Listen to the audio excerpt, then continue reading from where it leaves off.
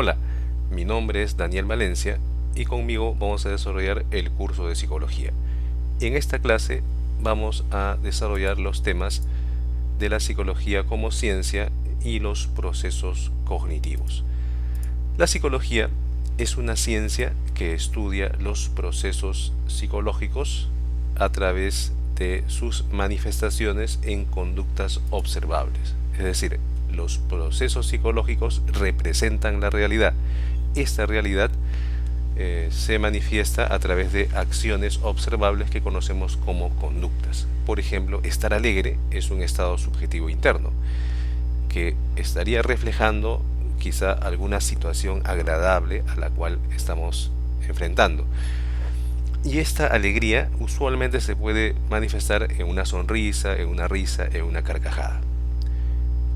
Entonces, el objeto de estudio de la psicología vienen a ser los procesos psíquicos. Estos procesos psíquicos se clasifican en procesos cognitivos, y los procesos cognitivos son aquellos que nos permiten representar la realidad con cierto nivel de objetividad. Por ejemplo, si decimos que todos los perros son vertebrados, es algo que se conoce, se sabe y que no está sujeto a opinión, a comentario, ¿no? Sino es algo que se puede constatar en la realidad. Decir que 3 por 3 es 9 también, ¿no? No está sujeto a opinión, comentario, ¿no? Subjetivo, sino es una realidad que se puede constatar. Para conocer la realidad experimentamos, por ejemplo, la sensación, ¿no? Como proceso psicológico, la percepción, la memoria, el pensamiento, la imaginación. Todos estos procesos psicológicos nos permiten conocer la realidad exterior o interior también, ¿verdad? Es decir, nosotros podemos reconocer que nos sentimos con hambre o con sed, ¿no? Y eso es una realidad interior. O podemos conocer, ¿no? La realidad externa, el color de una pared, ¿no? De repente, digamos, si es de día o es de noche, ¿no? Podemos representar la realidad en nuestra conciencia para conocer con cierto nivel de objetividad lo que ocurre en nuestro entorno. Sin embargo, también tenemos procesos afectivos. Estos procesos afectivos surgen de la relación de correspondencia o no correspondencia entre nuestras necesidades y el medio. Cuando tenemos hambre, por ejemplo, es un estado de carencia, ¿no? Requerimos alimento. Y el hambre se experimenta de manera subjetiva como incomodidad, irritación, ¿no? Es algo desagradable experimentar hambre. Pero si conseguimos alimento y comemos un plato de comida muy delicioso para nosotros, experimentamos satisfacción, agrado, ¿no? Placer. De tal manera que siempre en los procesos afectivos vamos a experimentar estados de agrado o desagrado. Y ahí, por ejemplo, tenemos a las emociones, ¿no? Experimentamos miedo, ¿no? Cólera o placer, ¿no? Los sentimientos, ¿no? Podemos experimentar la amistad, ¿no? El cariño o el odio, el rencor. Estados de ánimo, ¿no? Podemos experimentar de repente buen humor, optimismo o de repente tristeza, pesimismo. Y en las pasiones también, ¿no? Podemos experimentar de repente pasiones hacia algún objeto determinado, ¿no? Alguna situación determinada.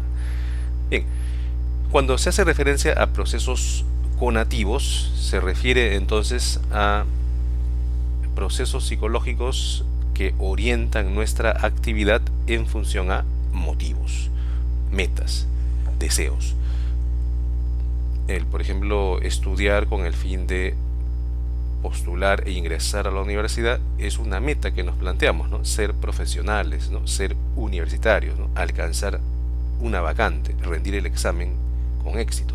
En esa medida toda nuestra conducta está siendo orientada para alcanzar dicho objetivo, dicho fin. Vemos, por ejemplo, acá en esta señal nos dice que la pregunta número 1 hace referencia justamente a estos temas que estamos viendo en esta diapositiva. Entonces vamos a ver la pregunta número 1, ¿no? Nos dice: respecto a la clasificación de los procesos psíquicos, señale la relación correcta. Permiten reaccionar ante la realidad aproximándonos a unos elementos y evitando otros, ¿verdad? Cuando hablamos de aproximación, de agrado o desagrado, aceptación o rechazo, nos referimos básicamente a procesos afectivos, ¿no? Entonces la 1 sería la C, ¿no? Procesos afectivos. Generan estados de afectación polarizados hacia el agrado o el desagrado, ¿verdad? La afirmación 2 permite entender una representación, noción o imagen de lo que nos rodea, ¿no? O sea, tratamos de representar la realidad en nuestra conciencia bajo la forma de imágenes, ¿no? Entonces, eso está correspondiendo justamente con los procesos cognitivos, ¿verdad? Que representan la realidad para captar sus cualidades de manera particular o general. Permiten iniciar nuestras conductas o impulsar nuestro comportamiento hacia un objetivo, ¿verdad? Hacia una meta, un deseo. Vienen a ser los procesos conativos, ¿verdad? Conativos, las 3 procesos conativos. Por lo tanto, la respuesta correcta es la E, ¿no? La E. 1C, 2B, 3A. Bien. Entonces hemos visto en esta primera diapositiva la psicología como ciencia y también cuáles son los procesos psicológicos, cognitivos, afectivos y conativos y cómo esto se manifiesta a través de conductas. Vemos ahora el siguiente tema, que viene a ser los métodos de la psicología. La psicología, con el fin, ¿no?, de obtener conocimientos válidos que puedan ser utilizados para ayudar a las personas o para conocer bien el psiquismo humano, va a utilizar un conjunto de procedimientos que siguen pautas, reglas determinadas, ¿no?, con el fin de alcanzar objetivos de estudio. De tal manera que uno de los primeros métodos son los métodos descriptivos, ¿no?, que solamente lo que buscan es justamente eso de dar cuenta de cómo se presentan los hechos de la realidad psicológica, ¿no? O sea, describe las características, ¿no?, registra las características tal como ocurren. Sin embargo, cuando se habla de métodos explicativos, lo que busca es establecer relaciones de causa-efecto entre dos variables para poder explicar si alguna metodología, ¿no?, algún procedimiento puede ser válido, lícito, para provocar algún cambio en las personas, ¿no? Por ejemplo, podemos decir, ¿no?, los métodos de estudio permiten incrementar el rendimiento académico en estudiantes, ¿no? Ahí los métodos de estudio sería una variable que se manipula para ver si estos métodos de estudio utilizados por los estudiantes pueden incrementar su rendimiento académico, ¿no? Y su rendimiento académico sería la variable dependiente, ¿no? Esa sería más o menos la idea de un método explicativo. Y el método correlacional es muy parecido, pues, a un método descriptivo, ¿no?, que busca establecer una relación estadística entre dos variables, ¿no? Por ejemplo, una pregunta que nos podemos hacer: a mayor cociente intelectual, ¿habrá mayor rendimiento académico? Es probable que sí, ¿no? Entonces, pero eso no basta decirlo, ¿verdad? En psicología no basta que yo diga que es lógicamente válido, sino tengo que demostrarlo en una evidencia empírica a través de la medición de estas dos variables. Podemos sospechar que a mayor ansiedad habrá menor rendimiento académico también, ¿verdad? Una persona ansiosa de repente no puede procesar bien la información, puede equivocarse. Entonces, a mayores niveles de ansiedad puede ser que ocurra menores niveles de rendimiento académico. Pero eso, como te digo, tiene que ser probado a través de una evaluación de variables, ¿no?, psicológicas con algunos instrumentos, ¿ya? Bien, vamos a ver acá, por ejemplo, los métodos descriptivos. Encontramos acá a la observación. La observación es la descripción y el registro sistemático de conductas. Cuando se trata de la extrospección, observamos conductas externas al sujeto observador. Por ejemplo, un psicólogo podría observar las conductas de un niño del cual se sospecha que es autista, ¿no? Entonces el psicólogo tiene que observar a través de una guía de registro, ¿no?, una guía donde va a ir marcando los comportamientos que observa. Pero a veces también se le puede pedir a la persona que se haga un autorregistro, algo así como una memoria o un diario, ¿no?, de incidencias ante algunos eventos que pueden causarle incomodidad, ¿no? Por ejemplo, si una persona depresiva, ¿no?, se le dice, bueno, cada vez que te sientas muy triste, trata de escribir todo lo que ocurra en tu mente, ¿no? Exprésalo, ¿no?, en tus palabras, ¿no?, a través de algunas preguntas que se le puede formular, ¿no? Y se puede preparar para él. Entonces, en este caso, la persona está haciendo una autoobservación de lo que ocurre en su interior. Eso se llama introspección. También es válido para el estudio de la psicología. Vemos acá la pregunta número 2, ¿no? Nos indica acá que hay una indicación de que podemos desarrollar esta pregunta, ¿no? Dice, los métodos de observación como la introspección y la extrospección tienen como finalidad fundamental, y tenemos que elegir la alternativa correcta que corresponda con esa finalidad. ¿Establecer relaciones de causalidad entre dos fenómenos? No, ¿verdad? Porque en el caso del método de la observación solamente tiene que describir y registrar, no establecer relaciones de causa-efecto. Quien establece esas relaciones causales es el método experimental, los métodos explicativos.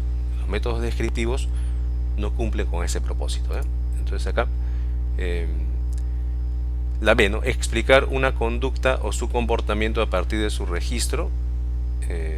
Claro, se podría explicar una conducta si es que establecemos una relación causal entre dos variables, pero lo que hace el método de la observación solamente es describir, por lo tanto no sería prudente decir que explica.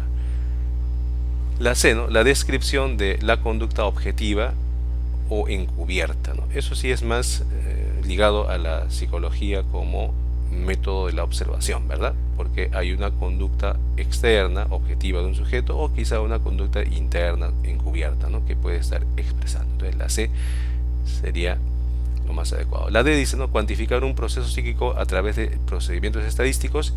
Eso viene a ser de repente lo que hace la psicometría, ¿no? El uso de pruebas psicológicas para cuantificar el comportamiento en indicadores matemáticos estadísticos.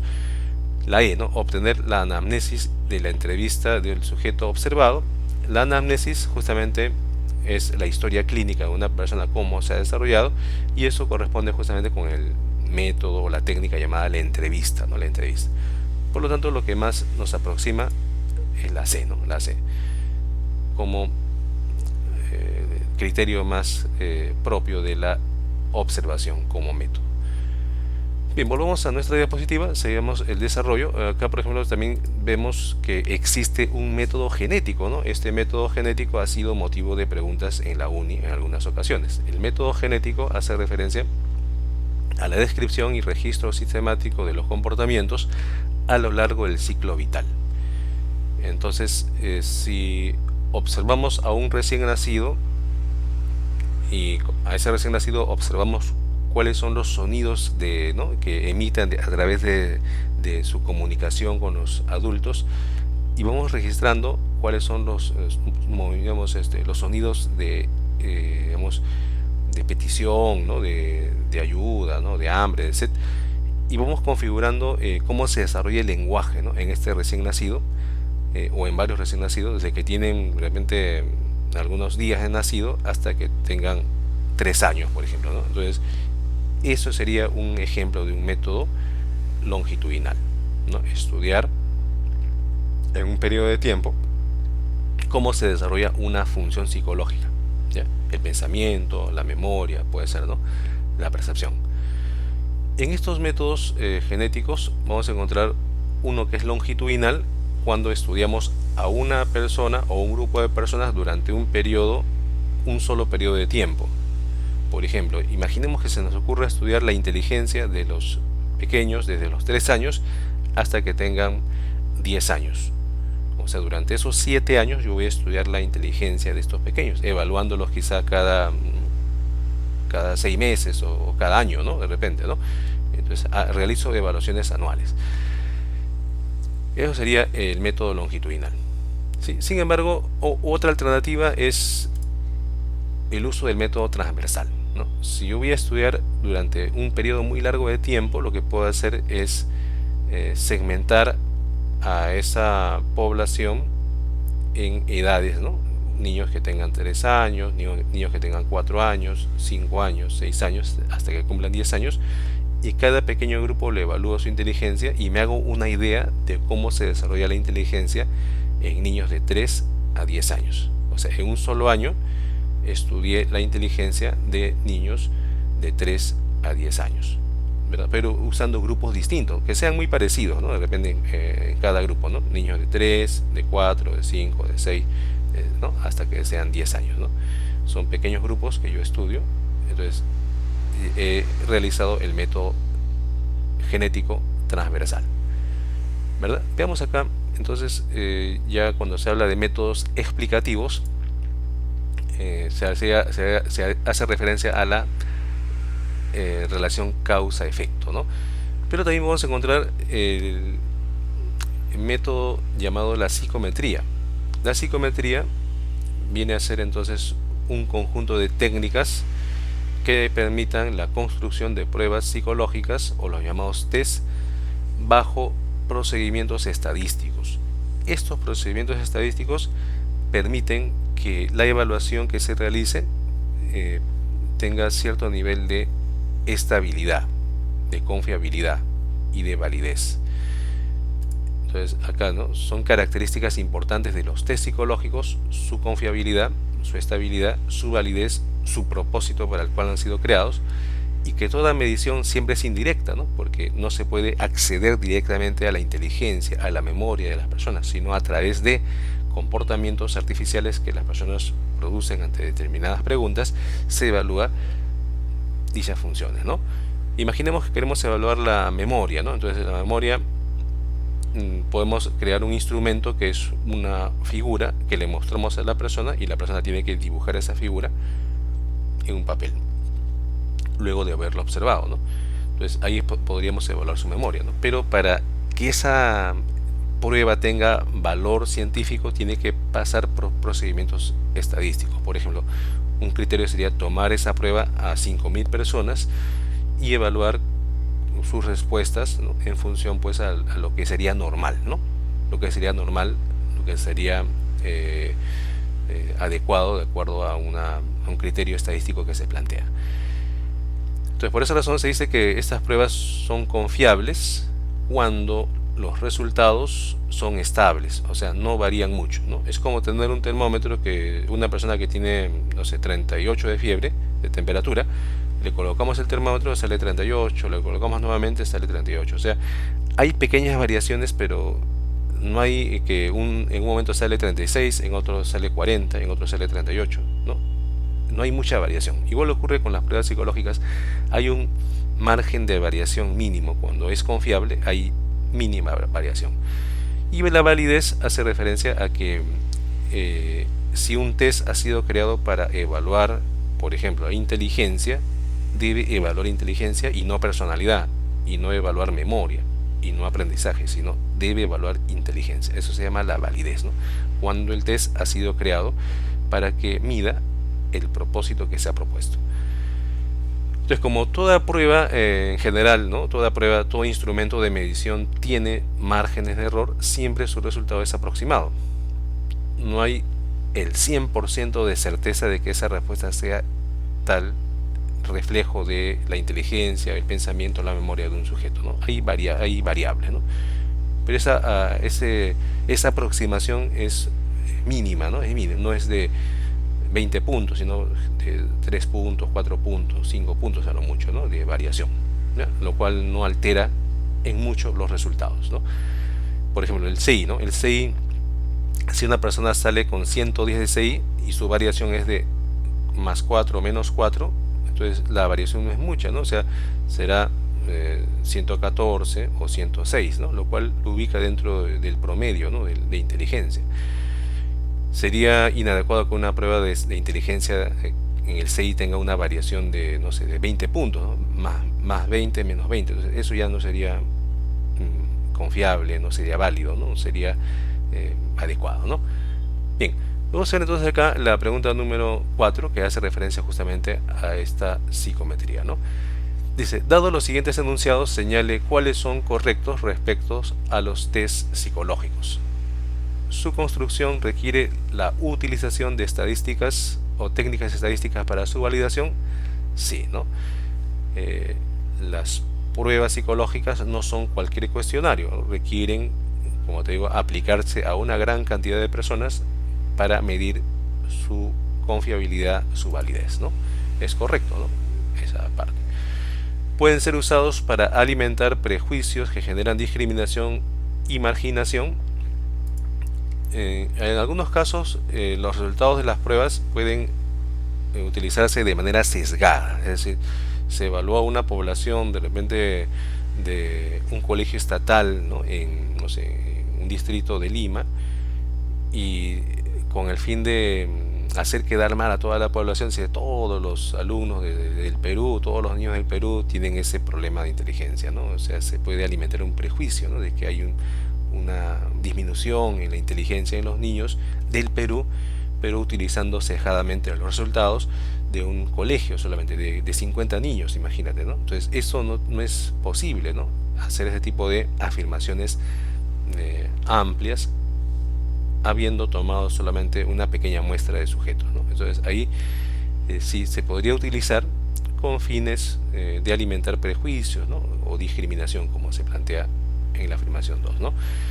¿Se puede utilizar de manera masiva para evaluar la forma de pensar de una población? Sí, ¿no? O sea, los test psicológicos se podrían tomar como digo, desde 50 personas, 500 personas o a 5000 personas, ¿no? Ahora que tenemos la posibilidad de usar evaluaciones virtuales, se puede usar más población a ese nivel, ¿no?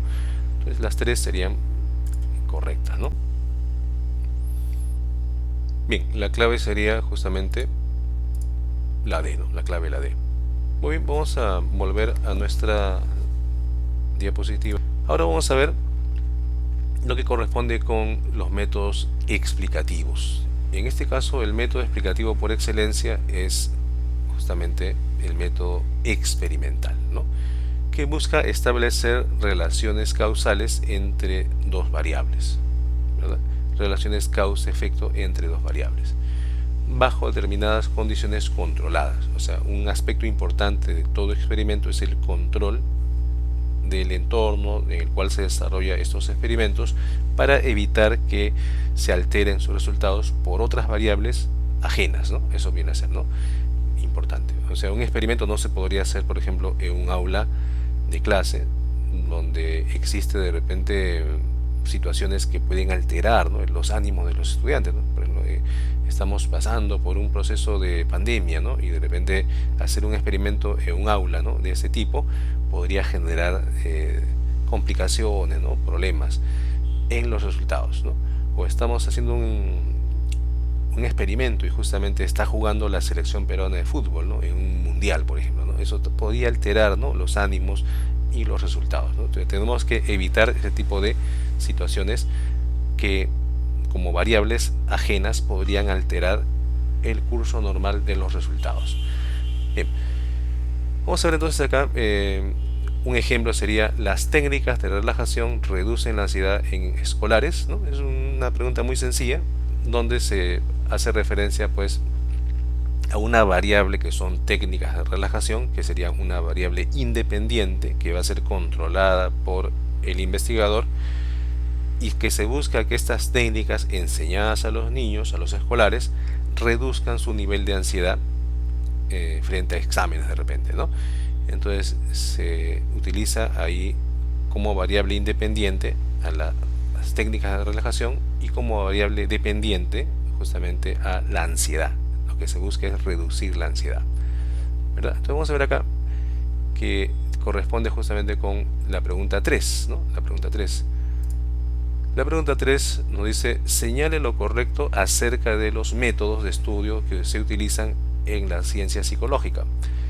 El profesor quiere saber el efecto del entrenamiento matemático, variable independiente, sobre las notas de sus alumnos, variable dependiente. Ha sometido a un aula a dicha técnica, mientras que a otro salón enseña con el método tradicional, ¿no? En el primer caso estaríamos hablando del método experimental, ¿no? La 1 sería la B, ¿no? La 1, la B, experimental.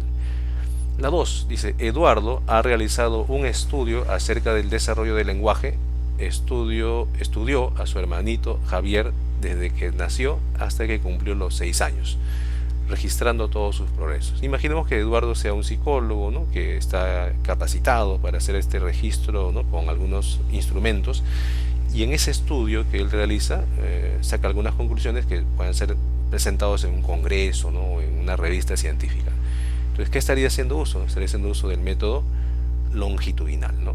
Longitudinal, o sea, genético longitudinal, estudiar a un sujeto o grupo de sujetos durante un periodo de tiempo, ¿ya? Un solo periodo de tiempo. Eso es. Entonces sería, la 2 sería longitudinal, ¿no? La 3 dice, el gerente de la empresa se está haciendo pasar como cliente de una sucursal. Presta atención a la forma en que el personal opera y trata con los usuarios, registra las virtudes y defectos de la atención. Imaginemos también que el gerente ha sido orientado pues, por un psicólogo que le dice, acá hay una ficha de registro que usted podría, ¿no?, completar, llenar y, ¿no?, va a observar el comportamiento de sus empleados, ¿no? ¿No? Está en el anonimato y él observando cómo se comportan en diferentes horas, momentos los empleados, ¿no? Entonces está haciendo un registro sistemático de conductas, ¿no? Correspondería con la observación, ¿no? Con la observación. Por lo tanto, sería la E, ¿no? La E. La clave correcta sería la E. Bien, entonces hemos visto acá cómo podrían ser preguntas respecto a los métodos de la psicología, ¿no? Y también vemos, hay un método llamado el método correlacional. Bueno, acá en este problema, ¿no?, de las técnicas de relajación reducen la ansiedad en escolares, ¿no? Se puede encontrar la variable independiente, que son las técnicas de relajación, y la variable dependiente, que es la ansiedad, ¿no? Entonces, se busca establecer esta relación entre estas dos variables.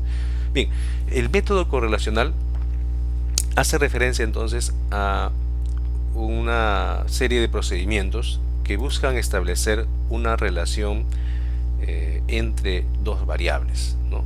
Se busca ver si hay una relación directa o inversa entre dos variables, ¿no? ¿Recuerdas que te decía, ¿no?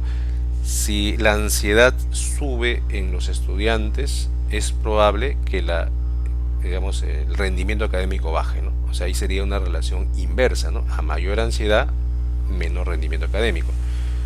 Pero si decimos, si los alumnos están motivados, tienen bastante motivación para los estudios, a mayor motivación habrá menor rendimiento académico, habrá quizá mayor rendimiento académico, ¿no? Entonces, esas dos variables harían una correlación positiva, ¿no? Ambas aumentan al mismo tiempo.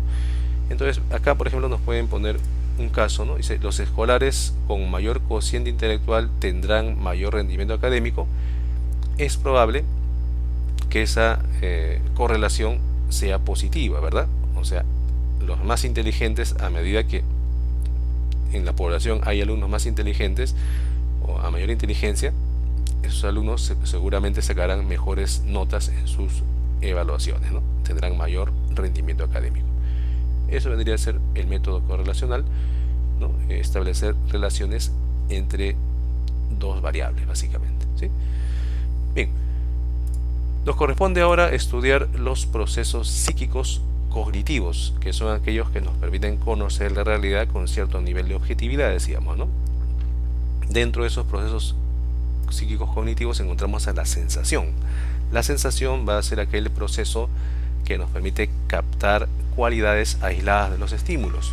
Por ejemplo, el olor, ¿no? El sabor de ¿no?, de algo que estamos probando, lo captamos de manera aislada, pero como estamos captándolo de manera aislada, no hacemos una idea de qué es en su totalidad. Por lo tanto, no interpretamos de qué se trata, ¿no?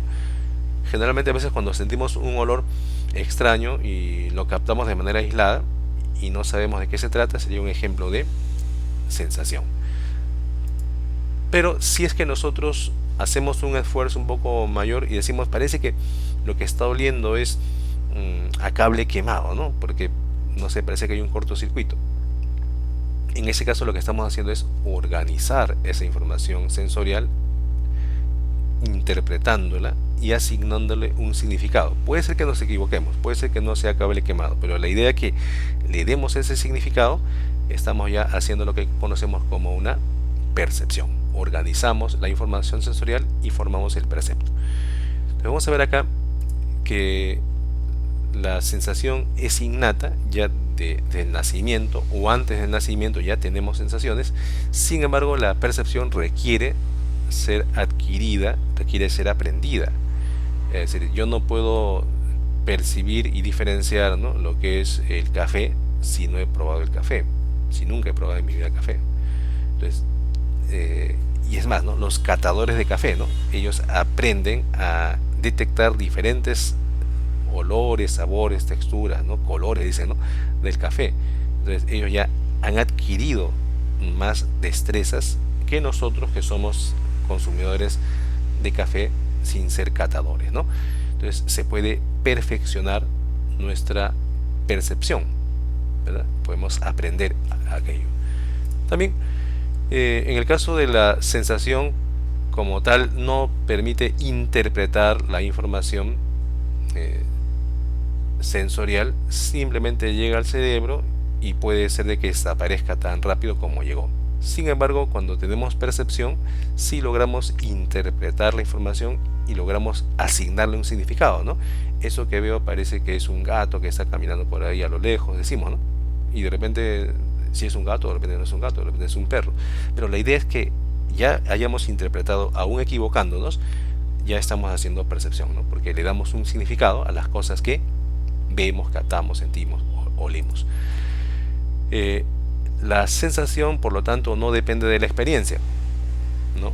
A un bebé recién nacido le pueden echar una gotita de limón y él ya reacciona, ¿no?, con irritación ante lo ácido, ¿no?, ante el sabor ácido. A él no le enseñaron, él ya viene con esa capacidad para sentir el sabor ácido. Sin embargo, él no sabe que es ácido, ¿no?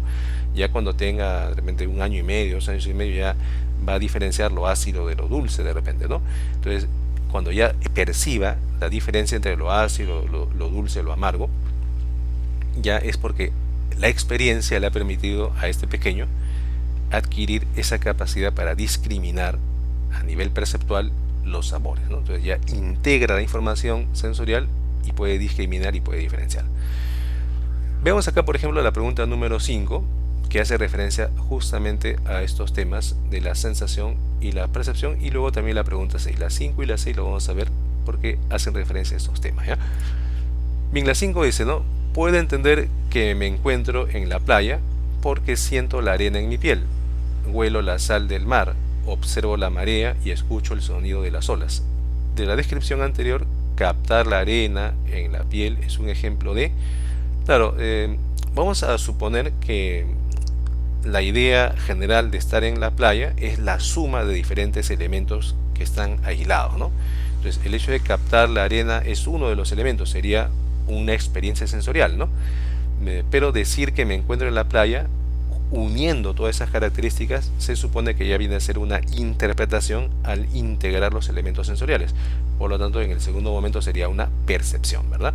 Entonces sería sensación, percepción. Por eso acá en el solucionario pues nos dice eso, ¿no? Que al captar la estimulación en la piel de la arena serían sensaciones, ¿no? Al escuchar las olas serían sensaciones, al oler, ¿no?, el mar, ¿no?, el olor que viene del mar serían sensaciones, pero que al integrarse se da como una totalidad que viene a ser la formación del percepto y la idea, ¿no?, asociada con él, que es el mar, ¿no? Estamos en el mar. Por lo tanto, la clave sería la A, ¿no? La A.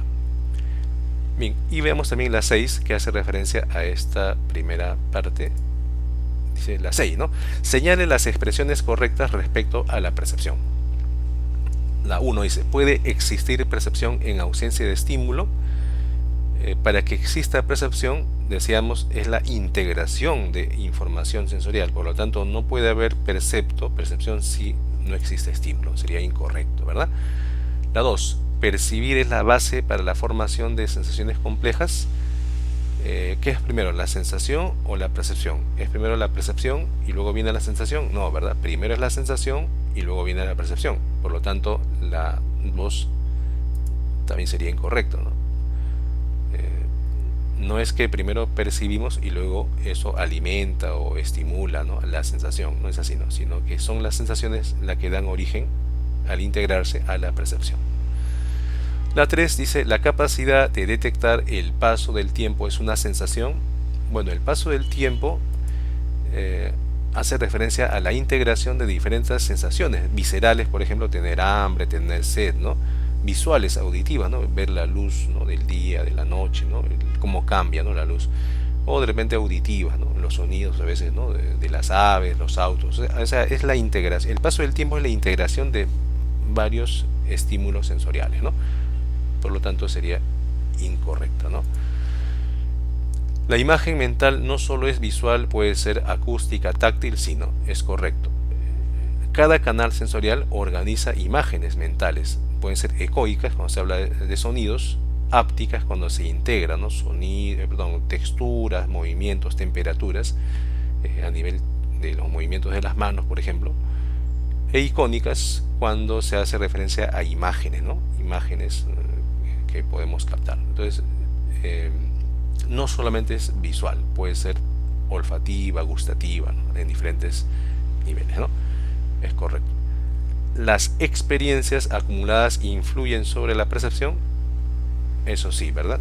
Poníamos el ejemplo del catador de vino, el catador de café, ¿no? Aquellos que tienen experiencia, esa experiencia, ¿no? De haber probado diferentes variedades de café les hace aprender a discriminar mejor que las personas que solamente consumimos el café sin tener esa especialidad.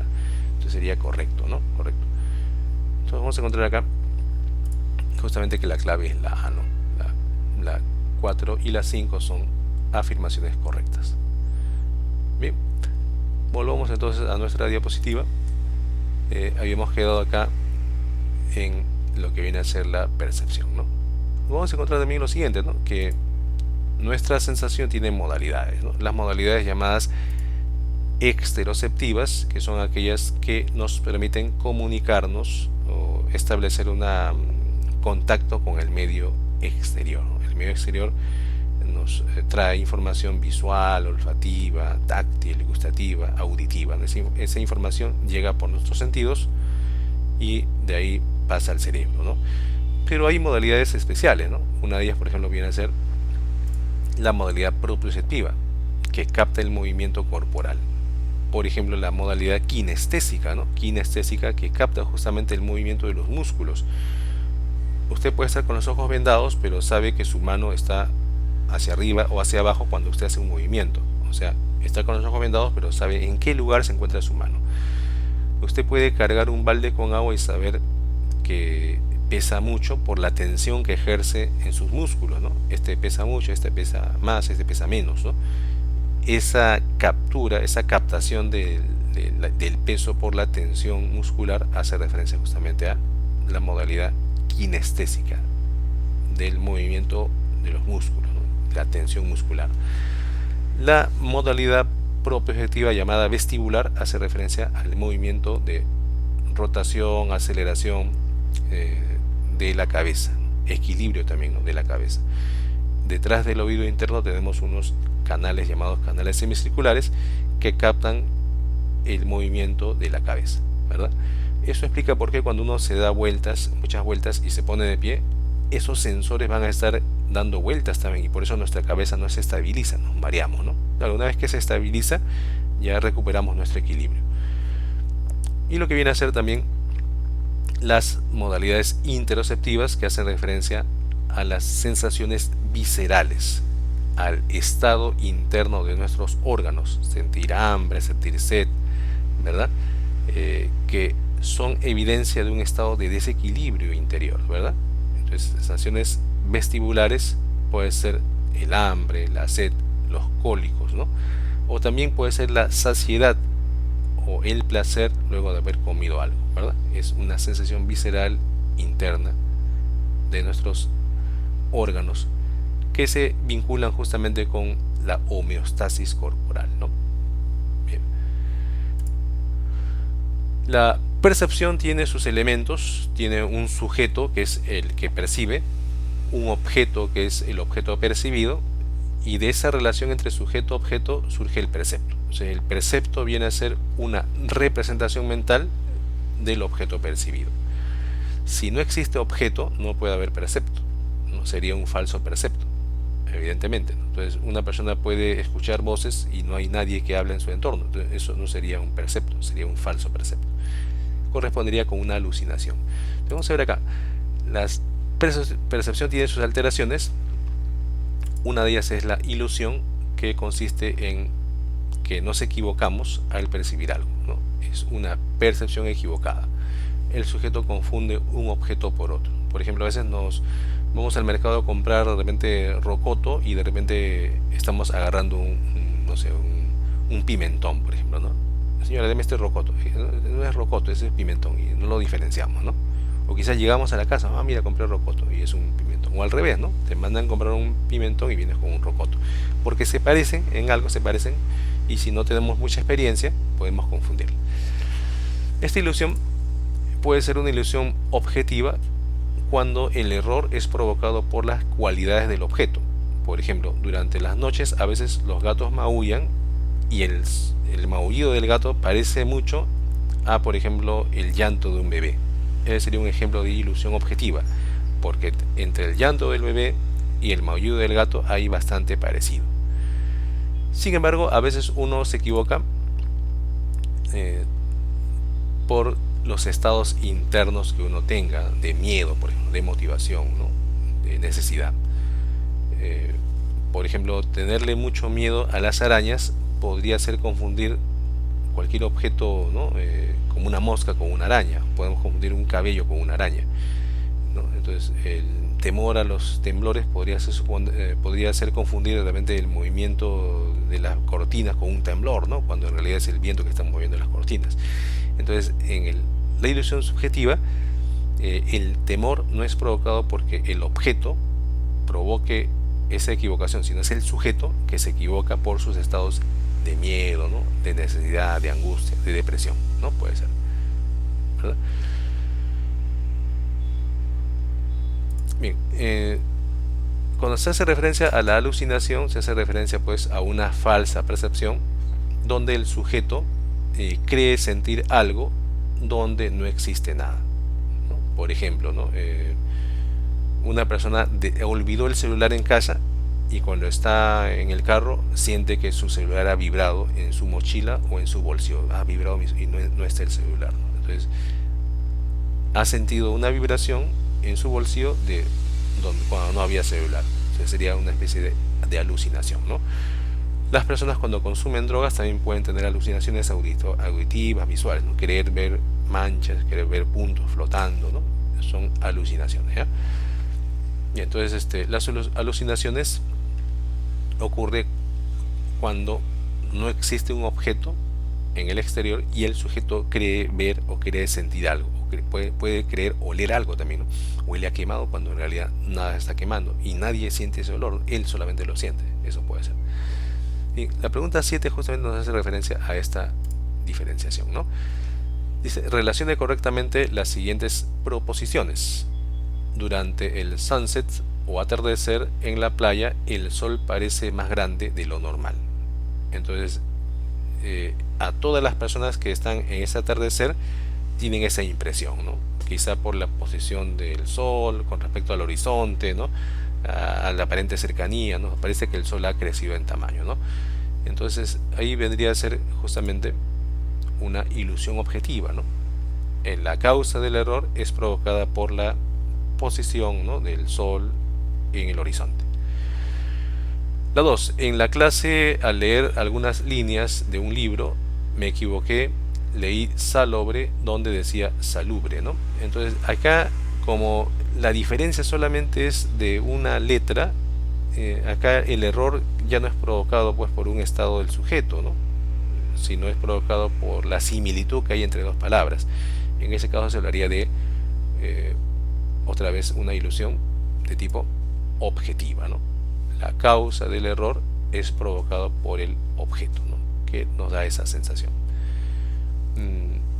La 3 dice, Daniel escucha voces que lo insultan, sin embargo no hay personas a su alrededor. Entonces, eso sería un ejemplo de alucinación, ¿no?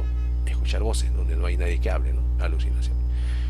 María, de tanto miedo a la oscuridad, confunde el sonido de un chorro de agua con voces en su cocina. Entonces, confundir el agua, ¿no? Que no se parece en nada a una voz, pero ella se confunde por el miedo que tiene a la oscuridad, ¿no? Quizá hubo un apagón, se quedó la llave del agua un poquito abierta y ella confunde eso. esos dos elementos, ¿no? Cuando no es un chorro de agua, y no, ella dice es voces, ¿no? De gente que está ahí, ¿no? Entonces eso correspondería más con una ilusión subjetiva, ¿no? La causa del error está en ella, ¿no? En el temor que tiene. Por lo tanto, la clave es la D, ¿no? BBAC, ¿no? BBAC. Muy bien. Clave D. Bien, volvamos a nuestras diapositivas. Bueno, llegamos a la pregunta 7, ¿no? Ahí. Bien, ahora corresponde estudiar lo que conocemos como procesos psíquicos cognitivos llamados memoria, ¿no? ¿Qué es la memoria? La memoria permite almacenar información en el cerebro para luego utilizarla.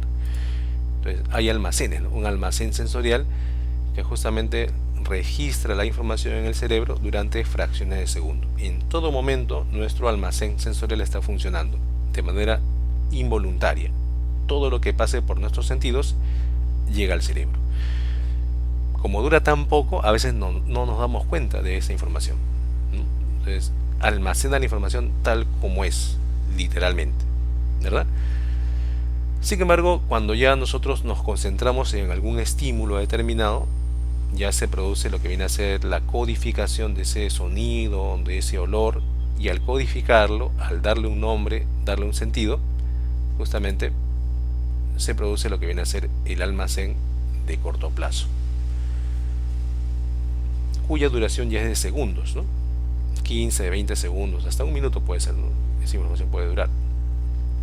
Esa información ya ha sido almacenada codificadamente en el cerebro y por lo tanto se ha interpretado. Es como que nos dan un número telefónico y tenemos algunos segundos para anotarlo en un papelito, ¿no? Mientras eso está en nuestra memoria, bueno, pero imaginemos que se nos cae el lapicero, imaginemos que el papelito, ¿no? Sale volando por la ventana por un viento que vino y nos demoramos más de un minuto en recoger el lapicero o buscar otro papel.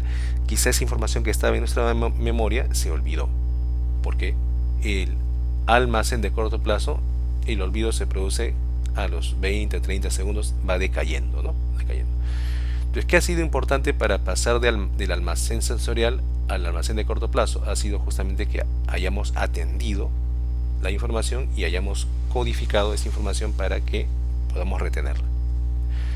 Pero imaginemos que la persona repasa, ensaya, no repite la información todos los días, de tal manera que esa repetición constante hace que la información que estaba en ese almacén de corto plazo se registre en el almacén de largo plazo. Entonces acá puede durar minutos, horas, años, ¿no? Décadas, ¿no? El nombre de nuestros amigos del colegio, el nombre de nuestro colegio ha quedado grabado en nuestra mente y quizás no lo olvidemos nunca, ¿no?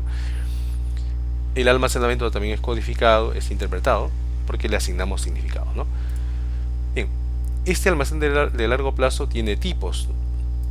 Un tipo es la memoria semántica, que nos permite almacenar ideas, conceptos, principios. Por ejemplo, las fórmulas matemáticas serían, ¿no? Principios, ideas, conceptos, ¿no?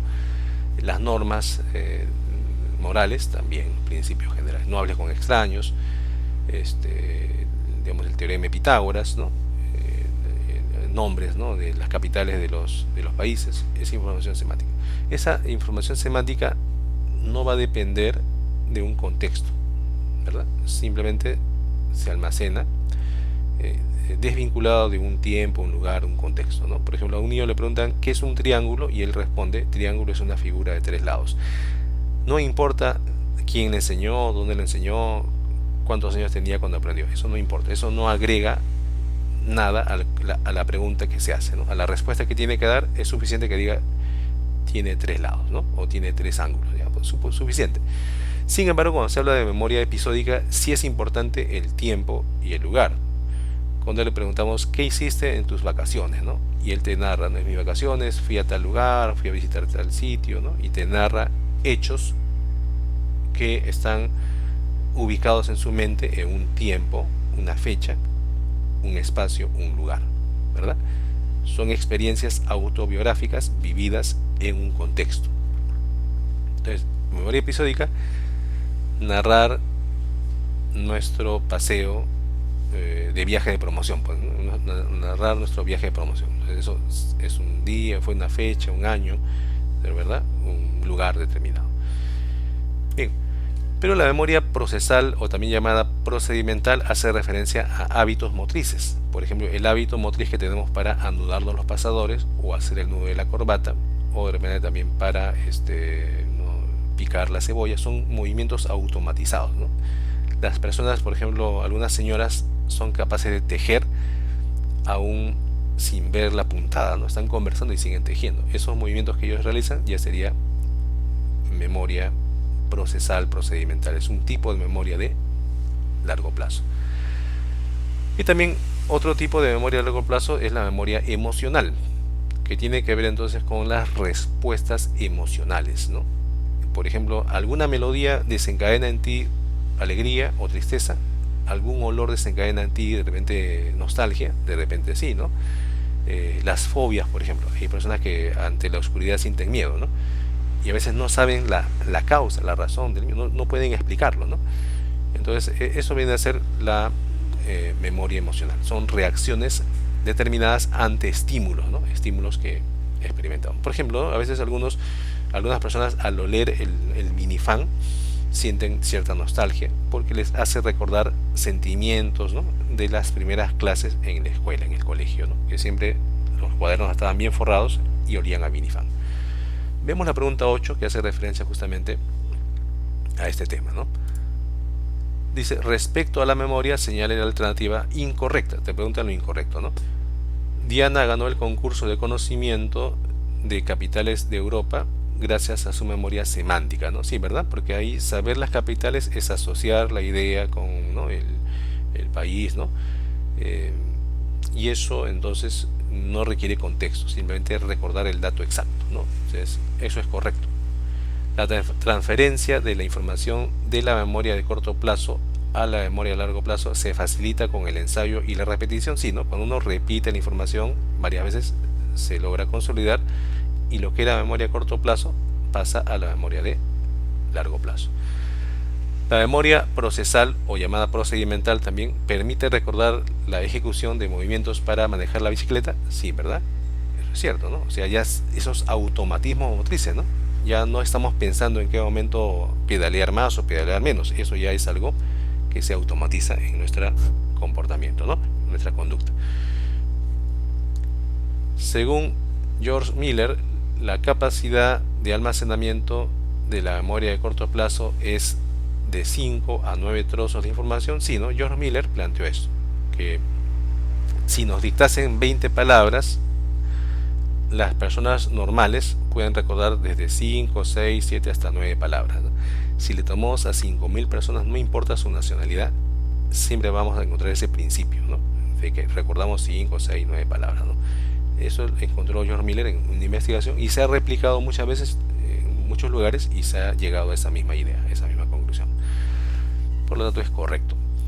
La E, ¿no? La memoria almacén de corto plazo es la que almacena información sobre saber qué son las cosas, ¿no?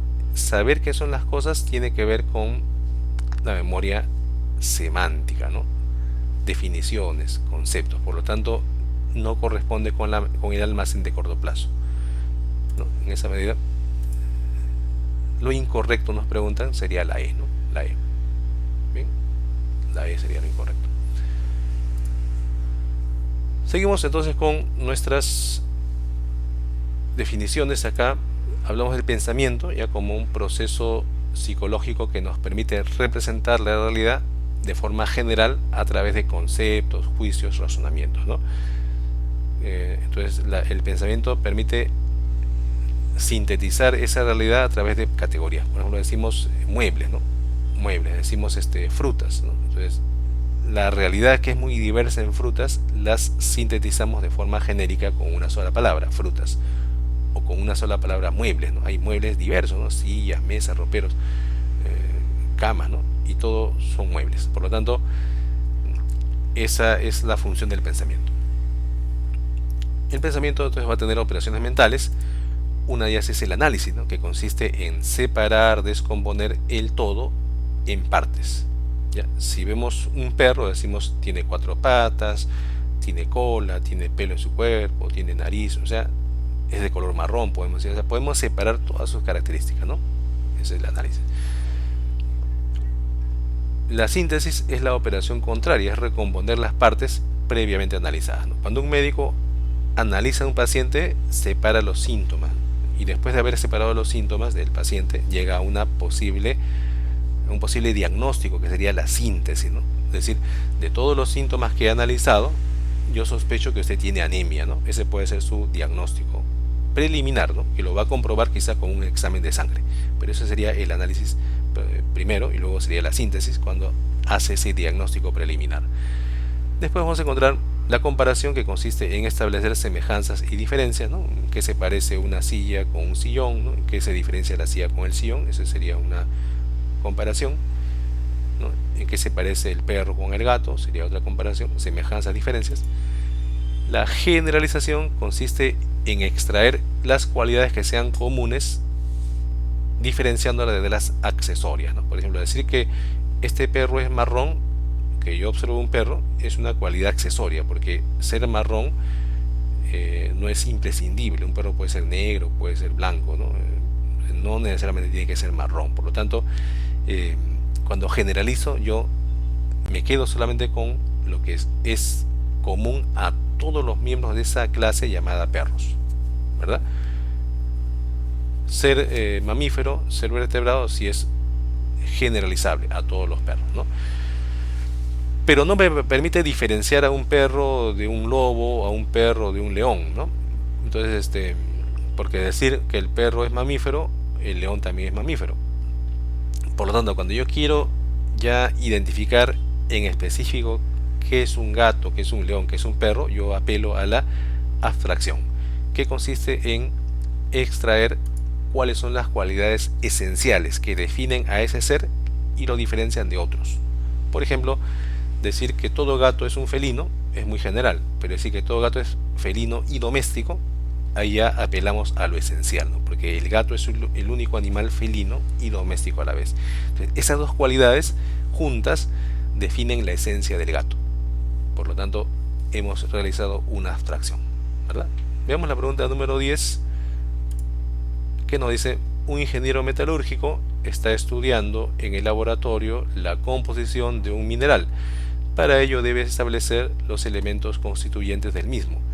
La operación mental de la que se vale para realizar esta actividad se denomina, claro, esta descompone, ¿no? Descompone el todo en partes, ¿no? Entonces sería básicamente un análisis, ¿no? Sería un análisis. ¿Sí? Entonces, eso viene a ser, en este caso, esta pregunta número 10, ¿no? Ahora vamos a ver, entonces, lo que viene a ser el otro tema, que viene a ser la imaginación, ¿no? La imaginación, nos dice, representa la realidad a través de imágenes novedosas. La realidad la podemos representar tal como es, ¿no? Por ejemplo, yo digo, veo un perro y yo lo represento tal como es ese perro. Pero si ese perro yo me lo imagino con cola de gato, me lo imagino con cuernos, lo imagino con piel de lagarto, o sea, yo estoy dándole a ese animal en mi mente, le estoy dando cualidades que no tiene y me lo represento de esa manera en mi mente y lo puedo dibujar quizá, ¿no? Entonces, lo que estoy haciendo es representar la realidad perro, pero dándole imágenes distintas, novedosas. Por lo tanto, estoy creando en mi mente imágenes novedosas, ¿no? Entonces, vamos a ver la pregunta 9, que tiene que ver con esto, ¿no? Dice: identifique el par de conceptos correctos que completan la siguiente definición. La es la capacidad humana para construir la imagen mental de aquello que nos va describiendo con palabras, ¿no? O sea, te van describiendo con palabras a un personaje como por ejemplo el Quijote de la Mancha, ¿no? Y tú en tu mente vas construyendo aquella imagen, ¿no? Mientras que la es la capacidad de traer al presente una imagen anteriormente almacenada. Entonces te preguntan, en el primero sería la imaginación, ¿no? Yo te narro a un personaje que he inventado y tú te lo imaginas tal como yo te lo estoy narrando, con tus propias características, ¿no? Que tú tienes en tus imágenes, estás imaginando. Pero cuando tú recuerdas la imagen almacenada previamente, por ejemplo, de que es un lagarto, por ejemplo, estás haciendo uso de tu memoria, ¿no? Por lo tanto sería imaginación y memoria, sería, ¿no? ¿Qué sería acá? lo que se plantea, ¿no? La imaginación permite convertir las palabras escuchadas o leídas en imágenes. Por ejemplo, podemos hacernos una imagen del Quijote con solo leer su descripción.